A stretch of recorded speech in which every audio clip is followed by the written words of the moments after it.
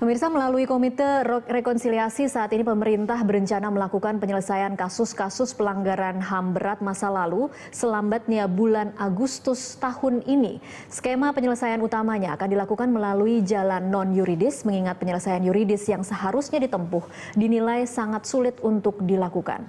Betapa tidak pelanggaran tersebut terjadi di masa lampau, di mana barang bukti dan para saksinya kini sudah sulit untuk dihimpun kembali. Sementara di lain pihak, sejumlah kalangan menilai penyelesaian non-yuridis atau rekonsiliasi ini terlalu menyederhanakan persoalan dan melanggar mandat Undang-Undang Nomor 26 Tahun 2000 tentang Pengadilan HAM. Lantas bagaimana seharusnya persoalan kelam masa lalu ini diselesaikan? Bersama saya telah hadir di studio Komisioner Komnas HAM, Wakil Ketua Komnas HAM Siti Nur Laila, dan juga aktivis pembela HAM Todung Mulya Lubis. Selamat sore Ibu Laila dan juga selamat sore Pak Todung. Selamat sore. Iya, dan pemirsa Anda juga bisa turut berinteraksi dalam dialog ini melalui sambungan telepon di 021529000311 atau SMS di nomor 081183355551, dan Anda dapat mention di Twitter @berita1tv atau Facebook @berita1tv. Saya akan ke Ibu Laila pertama dulu. Sudah ada 2 kali pertemuan dengan apa yang disebut sebagai tim rekonsiliasi ini bersama dengan Jaksa Agung. Apa sih Bu yang dibahas dan apa sih yang kemudian disepakati? Ya, yang pertama saya ingin jelaskan, belum sampai pada kesimpulan ini tim rekonsiliasi, tapi sebenarnya usulan yang disampaikan adalah Komite Penyelesaian Pelanggaran HAM Berat Masa Lalu, itu dulu.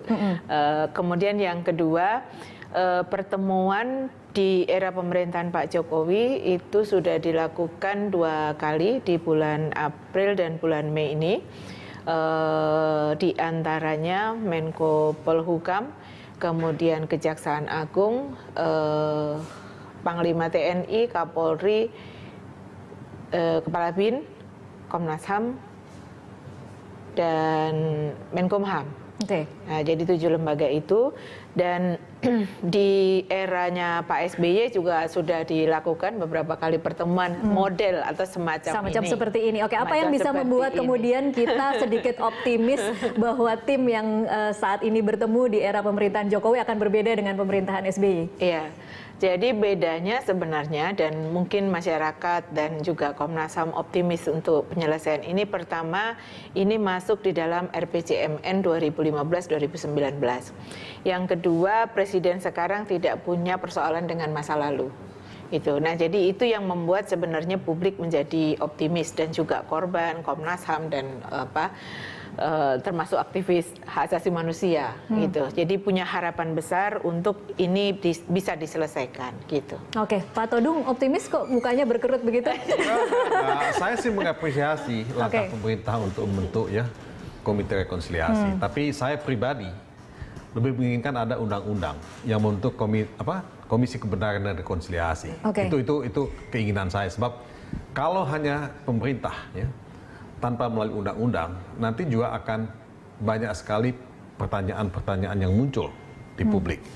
Nah, tentu dalam hal ini, kalau kita bisa membuat undang-undang mengenai Komisi Kebenaran dan Rekonsiliasi, itu akan bisa menggabungkan pendekatan non-yuridis dan pendekatan yuridis sekaligus. Sebab yang penting adalah mengungkapkan kebenaran tentang pelanggaran hak asasi manusia masa lalu, dan ada maaf.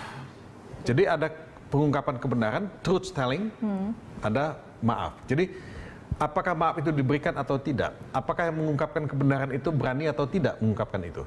Kalau dia tidak mau, dia mesti diadili. Kalau misalnya maaf itu tidak diberikan oleh korban, itu juga ada jalan untuk mengadili. Nah, tapi kalau misalnya itu tidak dilakukan dan kita hanya masuk pada Komite Rekonsiliasi, saya takut bahwa persoalan tidak akan pernah selesai. Korban akan menuntut bahwa ini satu penyelesaian yang tidak sepenuhnya memuaskan mereka.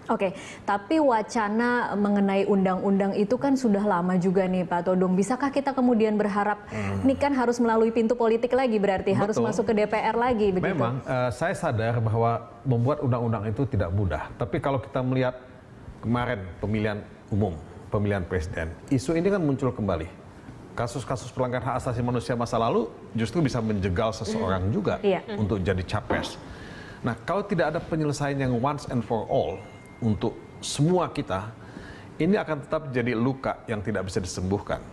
Nah, buat saya ya, kalau kita memang serius dan sungguh-sungguh ya, ini mesti ada penyelesaian yang tuntas sehingga ke depan kita bisa melangkah tanpa mempersoalkan ya kesalahan-kesalahan masa lalu. Nah, tapi apakah itu bisa dilakukan ya melalui DPR? Ya seharusnya DPR juga bisa dikomando oleh pimpinan partai politik kalau memang punya komitmen untuk menyelesaikan persoalan ini. Oke, saya kembali lagi ke target Agustus 2015. Dari mana itu tiba-tiba kemudian tim ini mengeluarkan atau komite penyelesaian pelanggaran HAM ini kemudian mengumumkan bahwa kira-kira Agustus 2015 akan bisa terselesaikan? Jadi saya pikir ini kan baru pada tingkat diskusi yang belum ada konklusinya. Jadi ini belum satu kesimpulan yang kemudian bisa diumumkan kepada publik bahwa ini loh cara penyelesaiannya akan dilakukan oleh Pak Komite dan sebagainya. Hanya kalau kita melihat dari berbagai model itu kan penyelesaian ini bisa dilakukan melalui rekonsiliasi atau yudisial. Kemudian bisa diputuskan di dalam keputusan presiden seperti yang disampaikan Bang Todung, juga ada yang diputuskan melalui undang-undang, bahkan ada yang melalui konstitusi. Jadi macam-macam. Nah, kita kan mencoba merumuskan bagaimana jalan Indonesia ini yang terbaik buat seluruh bangsa Indonesia. Nah, ini yang sesungguhnya belum bisa disimpulkan apapun juga. Ini kan baru mengumpulkan berbagai ide. Dari keinginan korban, misalnya korban juga bervariasi keinginannya. Jadi korban yang seperti kasus 65 berharap karena ini kasusnya sudah lama dan sebagainya, lebih bisa menerima kalau ini rekonsiliasi, dan yang sangat penting bagi mereka adalah rehabilitasi gitu ya. Nah, tapi bagi yang kasus-kasus 98 inginnya yudisial karena merasa bahwa buktinya cukup, kemudian pelaku masih hidup dan sebagainya. Nah, ini kan tentu juga berangkat dari keyakinan masing-masing kan gitu. Nah, kemudian bagaimana penyelesaian kasus itu sendiri bisa juga macam-macam modelnya.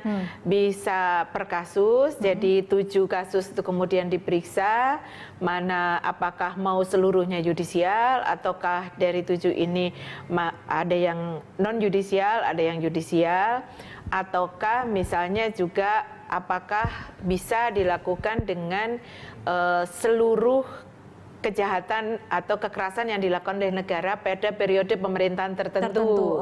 Nah, itu juga bisa. Jadi berbagai macam yang ini sesungguhnya di beberapa negara yang lain seperti ini modelnya, di ini itu yang kemudian kita coba kumpulkan mana yang paling mungkin untuk penyelesaian pelanggaran HAM berat di Indonesia ini. Gitu. Baik, kita akan lanjutkan di segmen selanjutnya. Pemirsa tetaplah bersama kami.